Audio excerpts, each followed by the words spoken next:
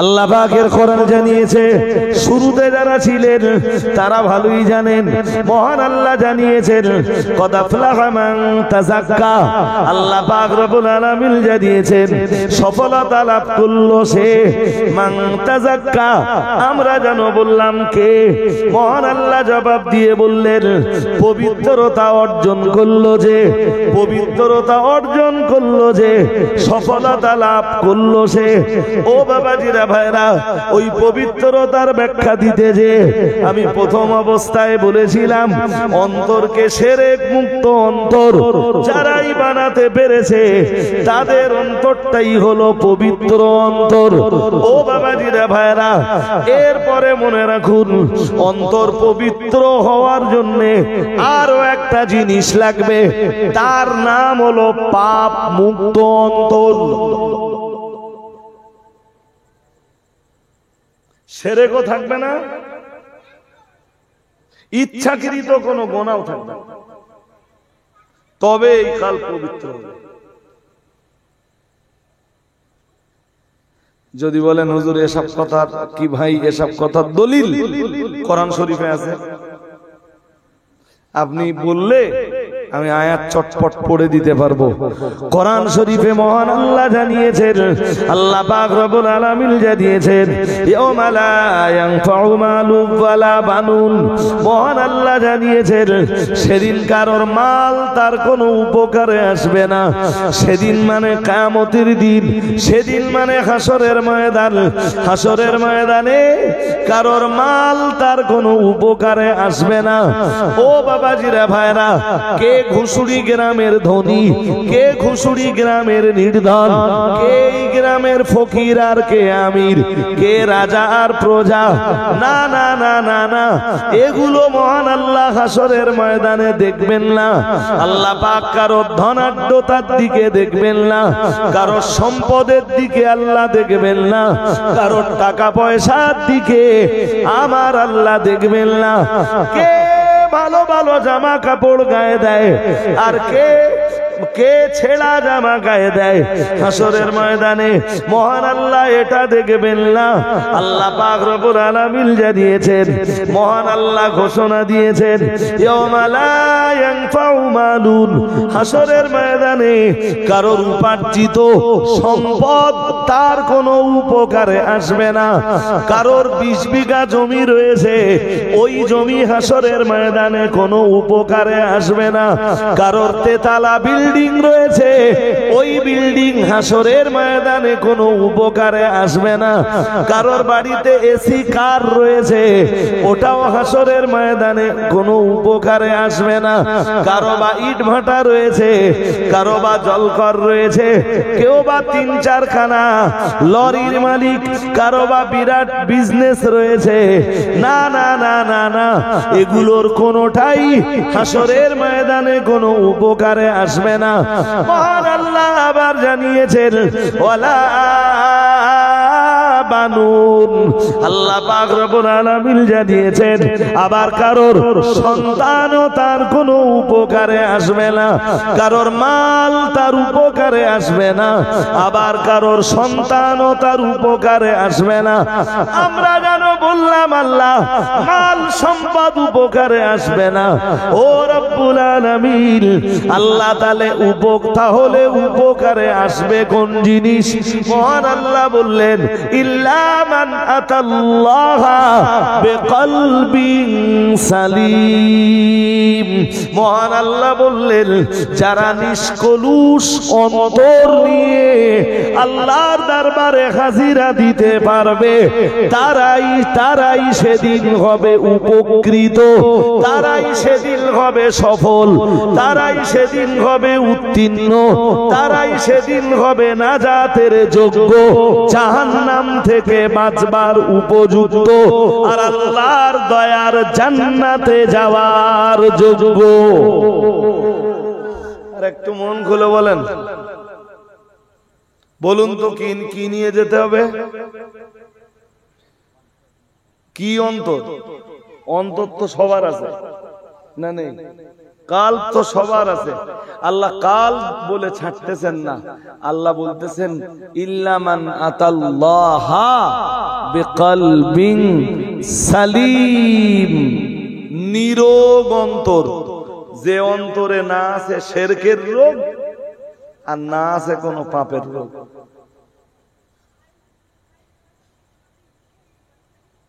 শুনছেন নাকি? মনোযোগ আছে কি নেই, না ঘুম ঘুম ভাব? হ্যাঁ, আমি সেই শুরু থেকে, আমিও তো কেসা কাহিনী শুরু করলে পারতাম, বলিনি এই জন্যে যে মানুষগুলো বসেছেন যদি কিছুটা আল্লাহ ভীতি ভিতরে তৈরি হয়, এটাই আমার টার্গেট। জি, আর একটুখানি বলি, কোরআন শরীফে 30 পারায় একটা সূরা আছে, অনেকগুলো সূরার আর একটা সূরার নাম সূরাতুল মুতাফফিফিন। এসব মনে থাকবে না আপনাদের। 114টা সূরা আছে তো, এটা 83 নম্বর সূরা, পড়ে দেখবেন। আর মুতাফফিফিন শব্দটার উৎপত্তি হয়েছে তাতফিফ শব্দ দিয়ে। মন বাইরে দেন, তাতফিফ কি জিনিস? তাতফিফ হলো আপনি কারোর কাছ থেকে কিছু নেওয়ার সময় বুঝে নিলেন আর দেওয়ার সময় কম দিলেন। বুঝতে পারেন? নেওয়ার সময় আর দেওয়ার সময়, এরে আরবিতে বলে তাতফিফ। আর এই কাজ যারা করে কোরআনের ভাষায় তাদেরকে বলে মুতাফফিফুন বা মুতাফফিফিন। এদের নামে আল্লাহ একটা সূরা দিচ্ছে। যেমন একটা উদাহরণ দিলে বুঝবেন। ফর এক্সাম্পল, আমি একজন দোকানদার, আপনি আমার কাস্টমার বা খরিদ্দার। তা আপনি এসে বললেন 1 কেজি আটা দেবেন, দাম কত? তাই বললাম 1 কেজি আটা 50 টাকা। ফর এক্সাম্পল, বেশি হতে পারে, কম হতে পারে, সব আপন জায়গায় থাকে। আপনি বললেন আমার 1 কেজি আটা দেন। আপনি 50 টাকা আমার কাছ থেকে বুঝে নিলেন, আটা দিলেন 950 গ্রাম।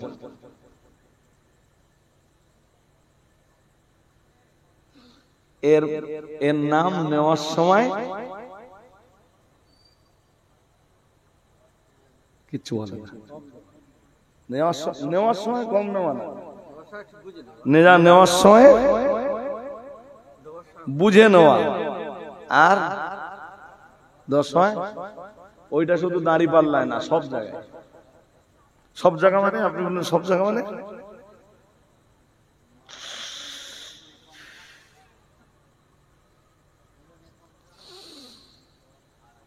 আপনি 5টা লোক মাঠে খাটিয়েছেন,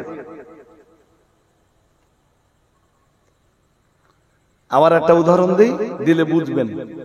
5টা লোক আপনার জমিতে কাজ করিয়েছেন, সন্ধ্যা পর্যন্ত খাটিয়েছেন। সন্ধ্যাবেলায় ওদের বলেছেন বাড়ি যেয়ে টাকাটা নিয়ে আসিস। যদিও রাসূল বলেছেন কিছু লাগবে না, যদিও রাসূল বলেছেন উতু আজরাল আজিরি ক্বাবলা আইয়াজিফাল আরাক। রাসূল বলেছেন তোমরা শ্রমিকদের শ্রমের মূল্য শোধ করে দাও তার গায়ের ঘাম শুকিয়ে যাবার আগে। সুবহানাল্লাহ। আমার কথা বুঝতে পারেননি বোধহয়। নবীজি বলেছেন যে শ্রমিকের পরিশ্রম বা শ্রমের মূল্য শোধ করে দাও তার গায়ের ঘাম শুকিয়ে যাওয়ার।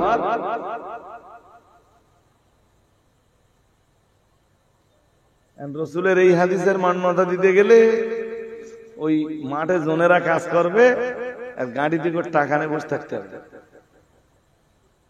তোর কাজ শেষ, এই নে ভাই টাকা। আমার বলার উদ্দেশ্য এটা ছিল না, বলে ফেলেছি। এখন যেটা দরকার সেটা হলো, তো 5-6 জন কি 10 জন 12 জন কাজ করেছে, সন্ধ্যাবেলা আসতে বললেন, ওভার টাইম কাজ করে নিয়েছে। আপনি কাজ করার সময় বললেন যে আচ্ছা তোরা আরো 2 ঘন্টা কাজ কর, তোদের অসুবিধা হবে না, ঠিক বুঝে দেবা নিয়ে। সন্ধ্যাবেলা আসলে তাদের জনের দামটা দিলেন, আর ওভার টাইম বাবদ খুব অল্প কিছু দিলেন, ততটা নয় যতটা কাজ করিয়ে নিয়েছে। এটাও ওজনে কম দেব, এটাও ওজনে কম দেবো না। নেওয়ার সময় বুঝে নিলাম, আর দেওয়ার সময়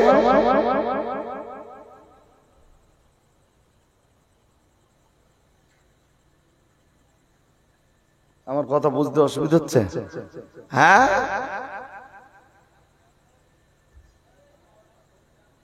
এই একই থিওরি সব জায়গায় কাজ করবে বলে।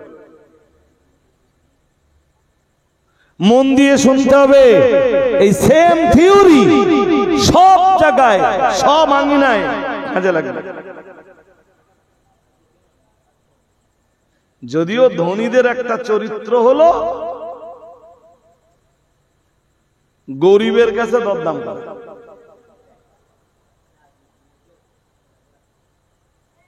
হাই ফাই রেস্টুরেন্টে যে ধনী কখনো দরদাম, আর দরদাম করবে কি, দরদামের সুযোগই নেই। আপনি বুঝবেন তো, একটা দামি রেস্টুরেন্টে গেলেন, রেস্টুরেন্টে গেলেই ওরা আপনাকে ক্যাটালগ ধরিয়ে দেবে, কি খাবেন আপনি ঠিক করুন, ওখানে দাম সব লেখা আছে। আপনি খেয়ে টেবিলে বসে থাকবেন, ওদের ছেলেরা আসবে, এসে আপনাকে আপনার হাতে বিলটা ধরিয়ে দেবে, স্যার 12,300 টাকা হয়েছে।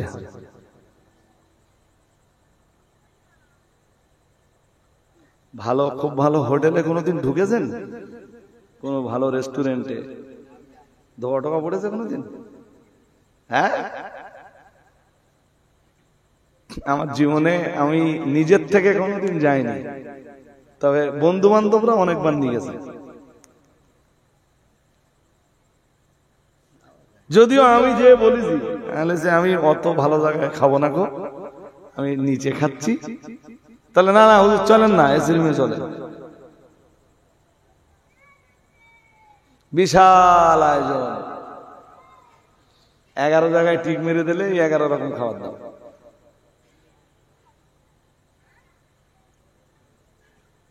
বিল ধরিয়ে দিলে,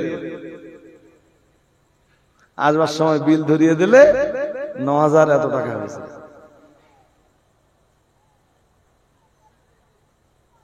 কি খেলুম কিছু বুঝতেই পারলুম না, 9,000 টাকা বিল। ওখানে দরদাম করার কোন সুযোগও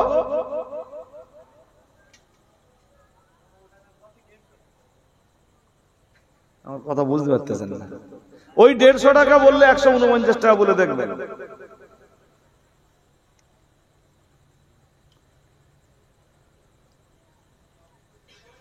একদম এইটাই বাস্তব কথা বলছি, যে ধনীরা সবসময় দরদাম করে গরিবের কাছে।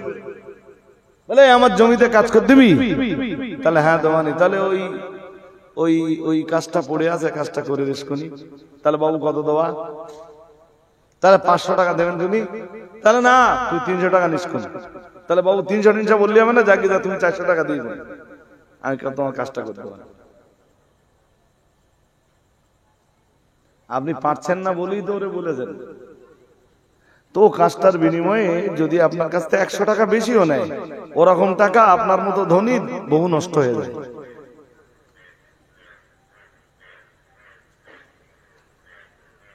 বকখালি বলি, পুরী বলি, দীঘা বলি, 4 দিন কাটিয়েছে, 1.5 লাখ টাকা শেষ, বেহিসাব খরচ। অথচ সেই লোকটাই একটা গরিব মানুষের কাছ থেকে যখন মাল কেনে, শাহগলা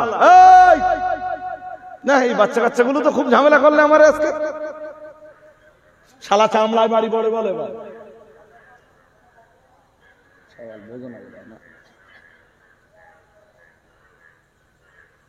একদম এই বাঘে আসবি না। এরা তারাই শাহগলার কাছ থেকে শাক কেনার সময় শাহগলা বললে 3টে আটি 10 টাকা, তাহলে 4টে দে।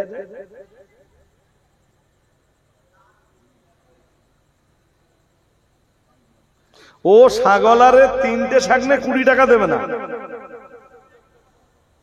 ভ্যানওয়ালা জিজ্ঞেস করবে, বলবে এই একটু সামনে যাবি, তাহলে হ্যাঁ যাবো, তাহলে কত ভাড়া, তাহলে 20 টাকা দেবেন, তাহলে 10 টাকা নিষ্কাশ।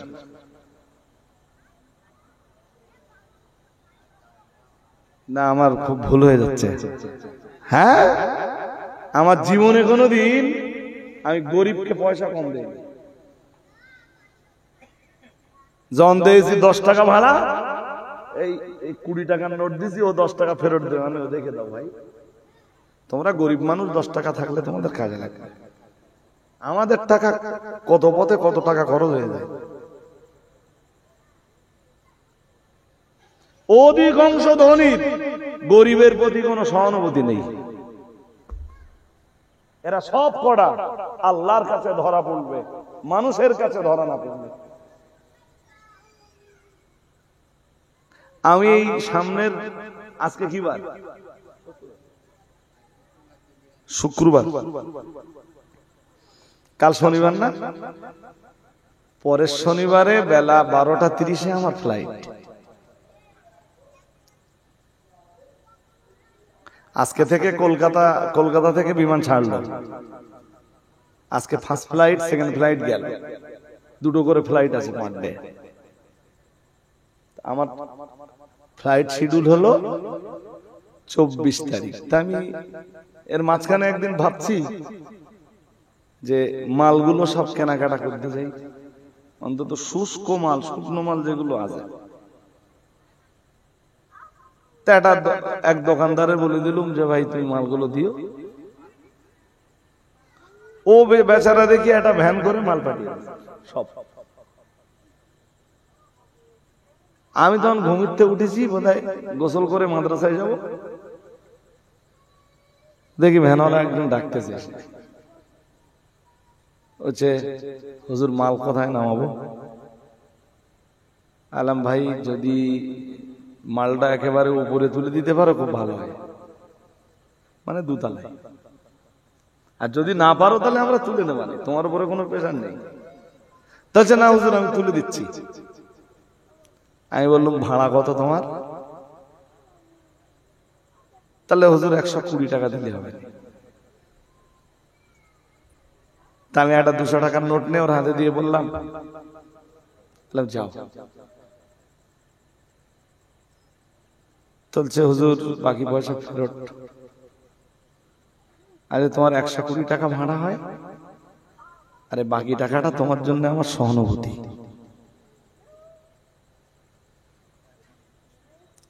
গরিবের প্রতি যদি আপনার তাকাত থাকে, আপনার যদি সামর্থ্য থাকে, তাহলে গরিবের প্রতি আপনি সহানুভূতিটা দেখান।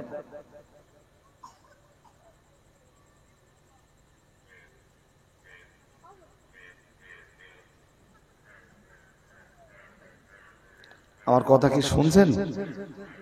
একটা লোক কাজ করে এনেছেন তো, ও 350 টাকার জনের দাম আপনার আছে, ও কাজ কাম করে বিকেল বেলা আপনার বাড়ি টাকা নিয়ে গেছে।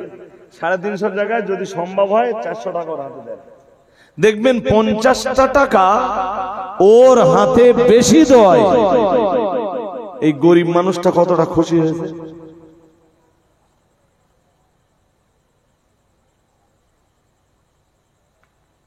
আমি কি বোঝাতে পারছি কথা আপনাদের? ভীষণ খুশি হবে, ভীষণ আত্মিক ভাবে বিরাট তৃপ্তি পাবে,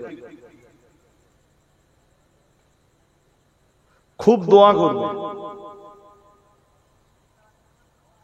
মেবি এটাও হতে পারে ওই দোয়াটাই আল্লাহর কাছে মঞ্জুর হয়ে যাবে।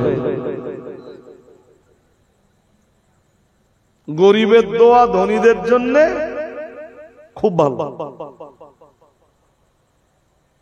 কিন্তু আমাদের অভ্যাস কি? আমাদের অভ্যাস হলো গরিবকে উল্টো ঠকানো। আমাদের বরাবরই অভ্যাস গরিবকে কি ঠকানো।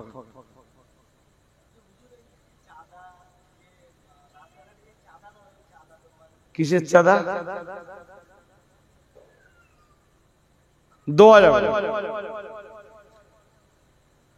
যদি কখনো কেউ নিতান্ত বাধ্য হয়।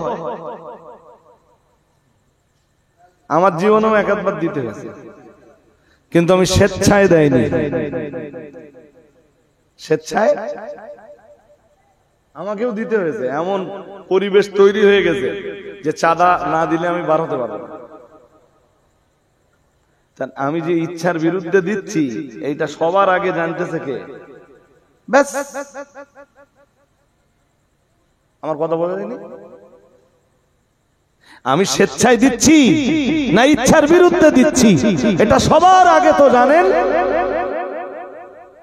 জোরে বলেন আল্লাহ। সুতরাং আল্লাহ নিশ্চয়ই তা ক্ষমা করবেন।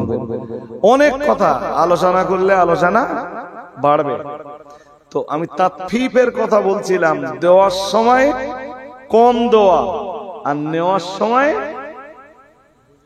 বলুন, এতে বহু মানুষ বলো ধরা পড়বে। ধরুন হসপিটালের ডাক্তার, সে মাইনে নেয় 1 লাখ টাকা, কিন্তু হসপিটাল ডিউটিতে 1 লাখ টাকা সমান কাজ করে না। গভর্নমেন্ট তার একটা শিডিউল ডিউটি দিয়েছে এবং সেই পরিমাণ বেতন দেয়। সে সরকারি হসপিটালে সেই পরিমাণ কাজ না করে স্পেশাল চেম্বার আর নার্সিং হোম নিয়ে পড়ে আছে। তাহলে আলটিমেটলি বুঝতে হবে যে ও নেওয়ার সময় বুঝে নেয় আর দেওয়ার সময় জোরে বলেন। স্কুল মাস্টারের একটা দায়িত্ব আছে। ধরুন কারোর 60,000, কারোর 70,000, কারোর 80,000, কারোর 1 লাখ টাকা মাইনে। গভর্নমেন্টের শিডিউল একটা কাজ আছে, গভর্নমেন্ট তাদের কাজ বেঁধে দিয়েছে। কেউ মাইনেটা নেওয়ার সময় বুঝে নিলে কাজটা 16 আনা করলে না, ও একই হুকুমে পড়বে। দেওয়ার সময় কম দেওয়া, নেওয়ার সময়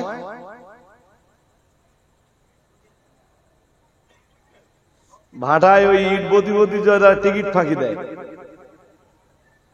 এটা কি বোঝো না? বোঝো না? বোঝো? ভাটায় ইট বতি নাকি ইট ফাঁকি দেওয়া যায়, মানে টিকিট চুরি করা যায়। তাহলে পয়সা নেওয়ার সময় বুঝে নিলাম, আর কাজ করার সময় সব। এই একটা কথা দিয়ে তাম দুনিয়া ওজন করে নেওয়া যাবে।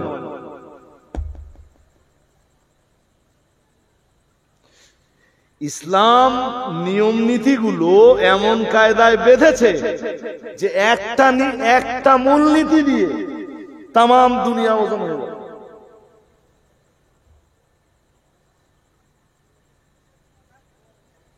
আল্লাহ আমাদের সবাইকে বুঝবার ক্ষমতা দান করুন। বলুন আমিন, বলুন না আমিন। আপনাকে চেষ্টা করতে হবে যে কখনো আমি যেন এমনটা না করি যে নেওয়ার সময় বুঝে নেই আর দেওয়ার সময় কম দেই, এমনটা যেন হয়ে না পড়ে, হয়ে না যায়। তো এরকমটা যারা করে এটা নিশ্চয়ই গোনা। আল্লাহ এই যে আমার দিকে তাকান, এই যে এই সূরাটায় আয়াত নাম্বার 14 নম্বর আয়াতে বলেন, কাল্লা বাল রানা আলা কুলুবিহিম মা কানু ইয়াকসিবুন। পড়ুন আল্লাহু আকবার, আরো আওয়াজ দিয়ে বলেন।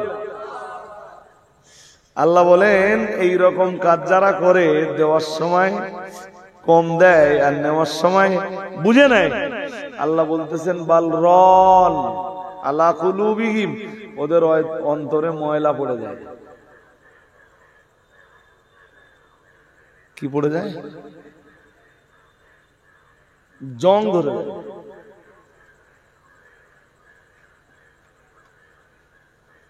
আমি শুরুতে কি ওয়াজ করেছিলাম আর এখন কি বলছি আমার ভালো মনে আছে। আমরা বললাম আল্লাহ ওদের অন্তরে জং পড়ে যায় কেন? আল্লাহ জবাব দিয়ে বললেন মাকানু ইয়াকসিবুন, ওরা যে পাপ করে ওদের এই পাপের ফলে ওদের অন্তরে ময়লা জমে যায়। নাউজুবিল্লাহ।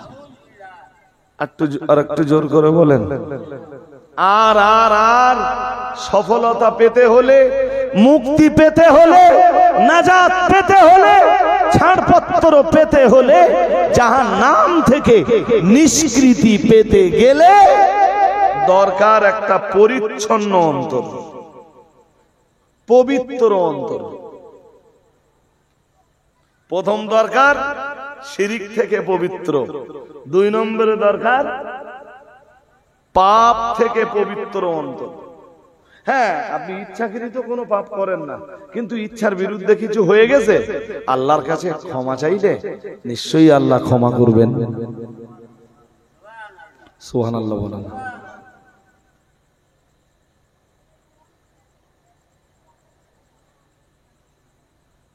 কিন্তু লোকেরে ফাঁকি দেব, লোকেরে মারবো, লোকেরে কাটবো, জেনাবে বিচার করব, লোকের প্রতি জুলুম করব, অন্যের মাল আত্মসাৎ করব, জি এই চিন্তাগুলো যাদের ভিতরে কাজ করতেছে তাদের অন্তর পবিত্র না অপবিত্র?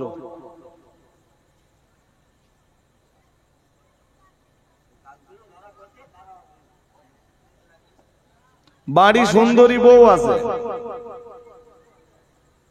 এর পরেও যদি লোকের মেয়ে ছেলে দেখলি নিজের চোখ না সামলাতে পারে, এই লোকটার বোঝা উচিত যে আমার অন্তর কতটা খারাপ না হলে অন্যের মেয়ের প্রতি আমার চোখ আকৃষ্ট হচ্ছে। অন্যের বউ দেখলে জি আমার ভিতরে খারাপ মানসিকতা তৈরি হচ্ছে। অন্তর খারাপ না হলে এইটা কখনো সম্ভব না। কি বলবেন যে এদের অন্তর সব ভালো অন্তর?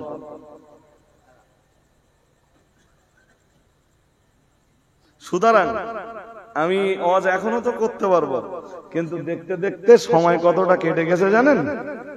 1 ঘন্টা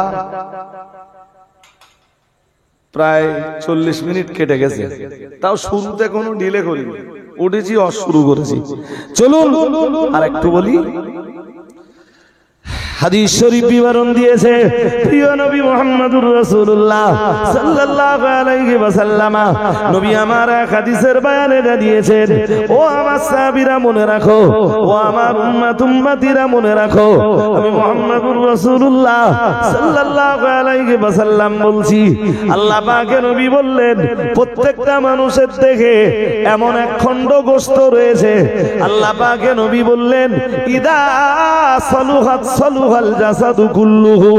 রাসূলুল্লাহ জানিয়েছেন ওই গোশতের দলাটা যার ভালো, আল্লাহ পাকের নবী বললেন तमाम দেহটাই তার ভালো। আল্লাহ পাকের নবী আবার বললেন ওইদা ফাসুদাত ফাসুদাল জাসাদু কুল্লুহু। ওই গোশতের দলাটা যার নোংরা, গোটা দেহটাই হলো তার নোংরা। ওই গোশতের টুকরাটা যার নোংরা, গোটা দেহটাই হলো তার নোংরা। বলুন নাউজুবিল্লাহ। এবার হাদিসটা একটু গল্পে গল্পে বুঝে নেন, আরো পরিষ্কার হতে পারবেন। নবীজি বললেন প্রত্যেকটি মানুষের দেহে 1 খণ্ড করে গোশত আছে। শুনছেন নাকি?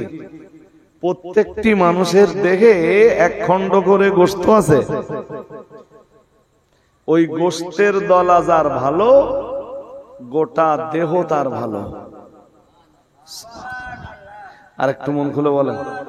আর ওই গোশতের দলা যার খারাপ, নবীজি বলতেছেন তার গোটা দেহটাই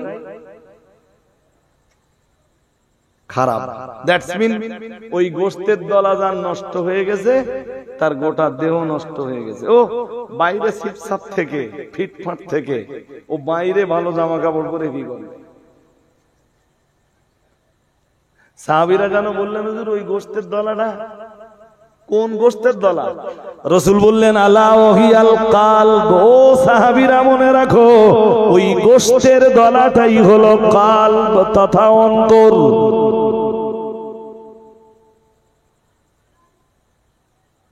যার কাল ভালো তার সব ভালো। শুনছেন নাকি? যার কাল ভালো তার কি সব ভালো। যার কাল খারাপ, এ কথা আমার নয়, বিশ্ব নবীর। এই জন্য রাসূলের সাহাবীরা সবাই ছিলেন নিষ্কলুষ অন্তরের মানুষ। সুবহানাল্লাহ। আর একটু মন খুলে, এই যে আপনার অন্তর ভালো হলে বা আমার অন্তর ভালো হলে আমি কারোর ফাঁকি দেখাবো না। আমার অন্তর ভালো হলে আমি জোর করে কারোর জমি কেড়ে নেব না। আমার অন্তর কাল ভালো হলে আমি অকারণে কারোর প্রতি অত্যাচার করব না। আমার অন্তর ভালো হলে আমার চোখ কখনো পর নারী আর পর স্ত্রীর দিকে দেখবে না।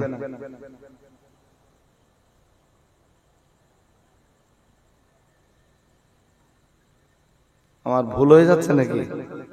হ্যাঁ, এই জন্য নবী বলেছেন এই এখানকার ভেতরের এই গোশতের দলা যার ভালো, গোটা দেহ তার ভালো।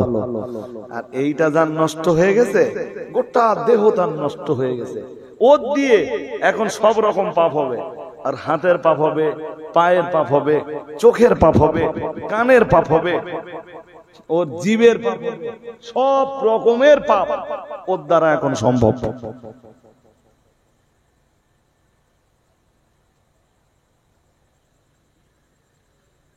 হাজিরিনে মজলিস, আমি এই যে ওয়াজ করছি, এই ওয়াজ একেবারে সহজ না।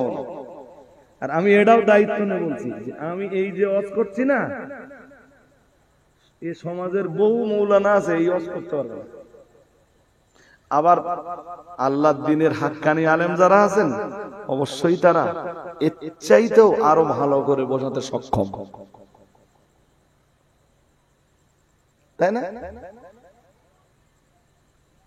এটা আমার অহংকার না, এটা আমার ফখর না, এটা আমার দিমাগ না।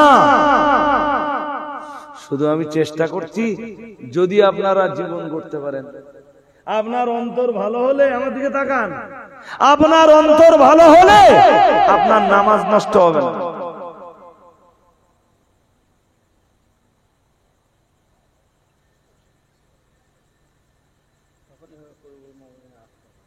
আমার কথা বুঝতেছেন? নামাজ নষ্ট হয় কেন? নামাজ নষ্ট হয় কেন?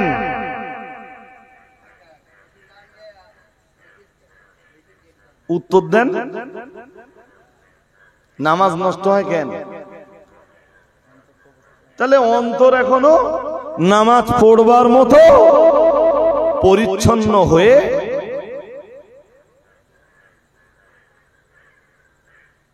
আপনাদের কাছে আমার রিকোয়েস্ট, চলুন এবার সেই গোড়ায় ফিরে যাই। পবিত্রতার আর দুটো প্রকার আজকে আমি আর আলোচনা করতে পারবো না। আজকের আলোচনা শুধু কালবি পবিত্রতা। এরপরে আরো দুটো পবিত্রতা আছে, একটা বাহ্যিক পবিত্রতা আর একটা সম্পদ বা মালের পবিত্রতা। এই দুটো নিয়ে অন্যদিন ইনশাআল্লাহ আলোচনা হবে।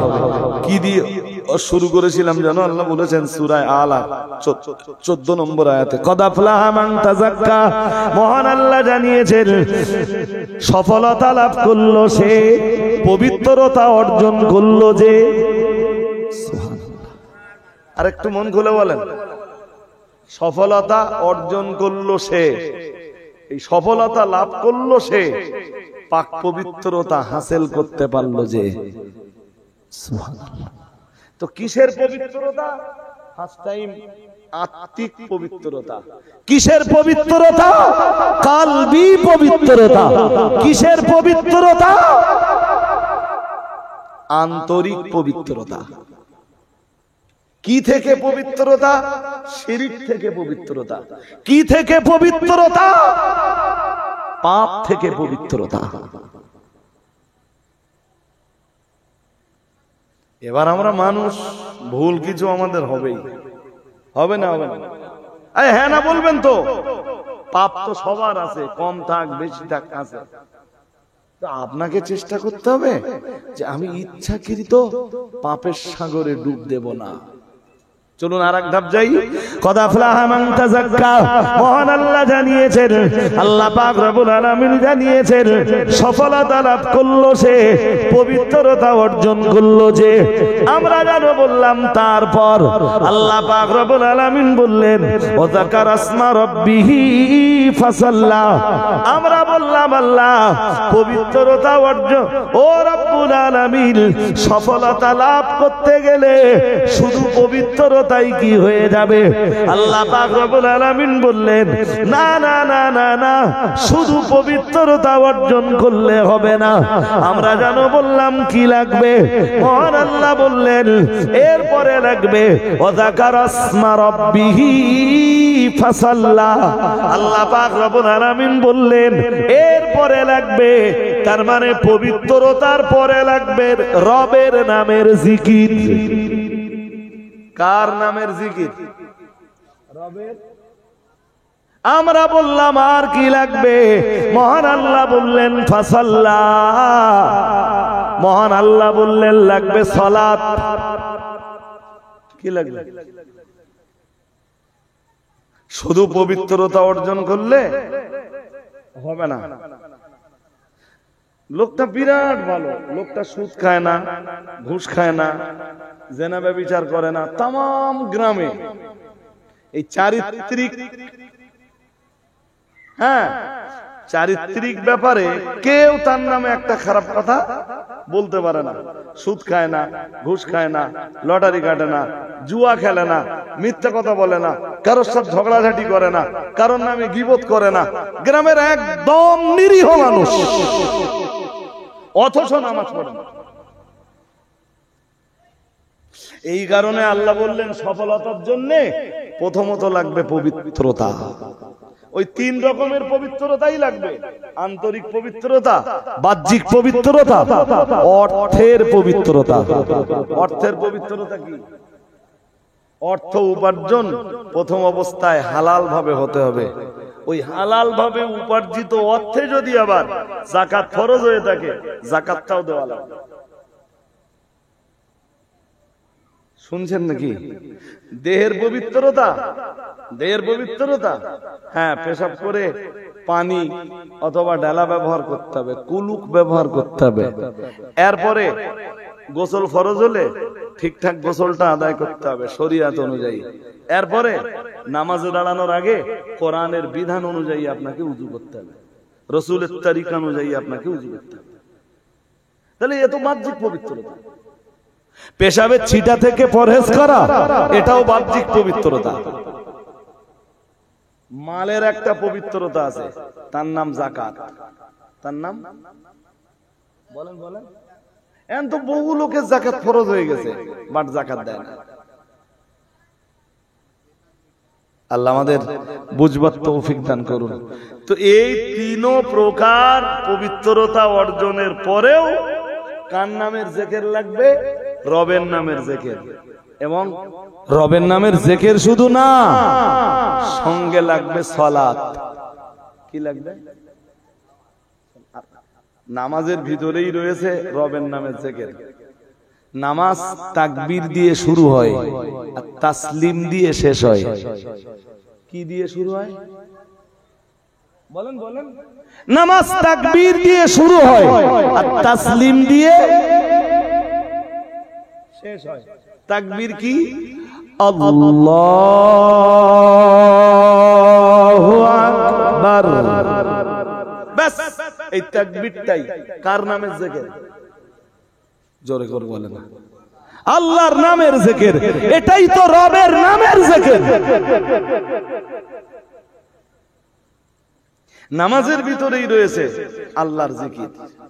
এই জন্য কোরআন বলেছে ওয়ালা যিকরুল্লাহি আকবার, আল্লাহর সবচাইতে বড় জিকির হলো সালাত। সালাত সালাত।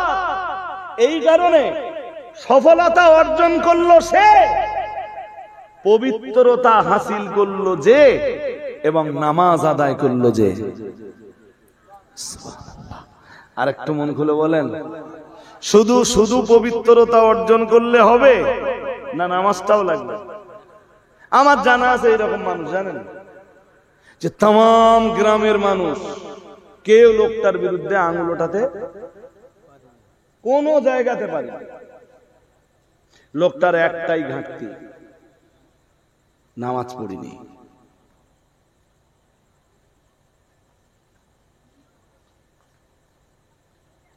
নামাজ হলো আল্লাহর অধিকার, শুধু আল্লাহর অধিকার নয়, এই পর্যন্ত শেষ নয়। সবচেয়ে মারাত্মক ব্যাপার হলো মানুষকে পশু থেকে আলাদা করে দেয় নামাজ। আমার কথা বুঝতে পারেননি? সবাই কি আমার কথা বুঝতে পেরেছেন? আমি আর আওয়াজ বাড়লে হবে না তো, 2 ঘন্টা হতে যাচ্ছে। জি, নামাজ এমন একটা ইবাদত যা মানুষকে পশু থেকে পুরো, পশুরাও আল্লাহর জিকির করে না? পশুরাও আল্লাহর জিকির। সাব্বাহা লিল্লাহি মা ফিস সামাওয়াতি ওয়া মা ফিল আরদি ওয়া হুয়াল আজিজুল হাকীম।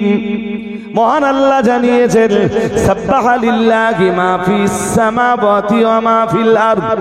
মহান আল্লাহ জানিয়েছেন আকাশে জমিনে যা কিছু আছে সব আমার আল্লাহর নামের তাসবিহ পড়ে।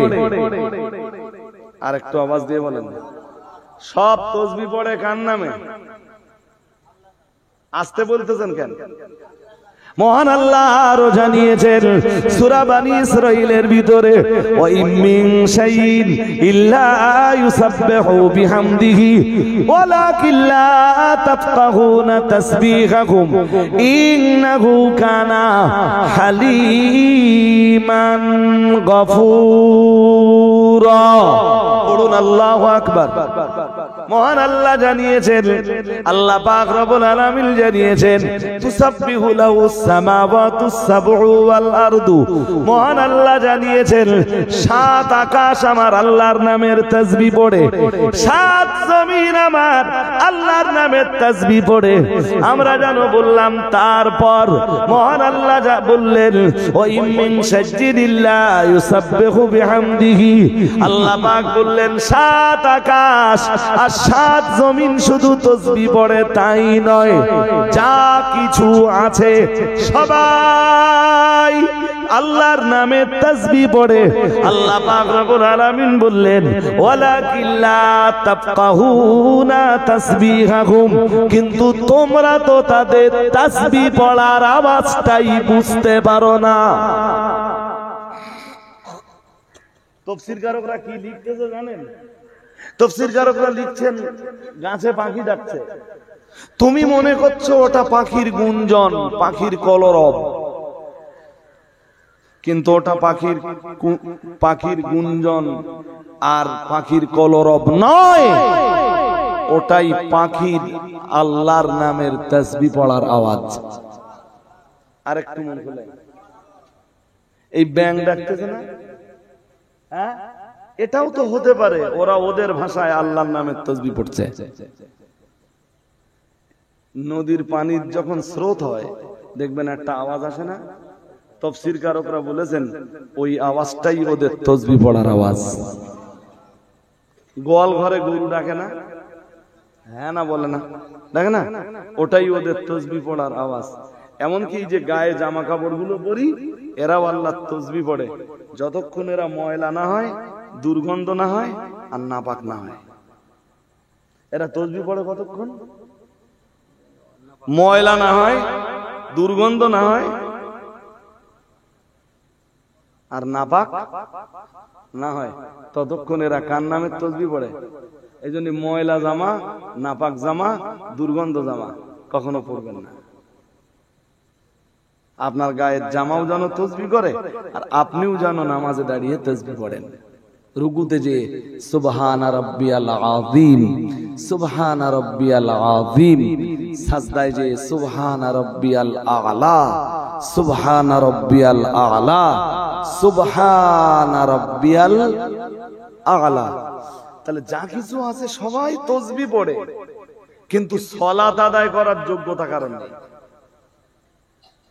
সালাত আদায় করার যোগ্যতা আছে শুধু মানুষের। সুবহানাল্লাহ বলেন, আর একটু মন খুলে বলেন। কাদের? মানুষের। মানুষের। তো মানুষ যখন সালাত আদায় করে, মানুষ তখন পশু থেকে, আর মানুষ যদি সালাত আদায় না করে, তাহলে পশুর সাথে আর মানুষের কোনো তফাৎ? আমি কি বোঝাতে পারছি নাকি? হ্যাঁ, যদি বলেন এরও দলিল লাগবে, তা আমার কাছে দলিল আছে, বাট সেই দলিল দেওয়ার মতো সময় আর ধৈর্য আজকে আর নেই। এই পুরো 2 ঘন্টা আমার আলোচনা হয়ে গেছে, আলহামদুলিল্লাহ। আর তো কোনো বক্তা নেই, আপনাদের সবাইকে বলবো মেহরবানি করে দেখুন, এই কাজটা 5 মিনিটে আপনাদের তুলে দিতে হবে। গ্রাম আপনাদের, মসজিদ আপনাদের, জলসা আপনাদের, ঐতিহ্য আপনাদের। ঘোষুরি গ্রামের মানুষ গরিব মানুষ হলেও আপনারা এই মজলিসটার ইন্তজাম প্রতি বছর করেন, আলহামদুলিল্লাহ। আপনারা এবারও করেছেন, আগামী বছরও হবে। আগামী বছর এবার খিচুড়ি হয়েছে, খিচুড়ি হয়েছে। চাল কতটা লেগেছে? চাল গ্রাম থেকে তোলা হয় না, আলাদা কিনে সেই চাল রান্না করা দেয়। চাল কতটা রান্না হয়? 30 কেজি চাল। এই 30 কেজি চাল কেউ ভাগ নেবেন না, আল্লাহর একজন বান্দা দেন।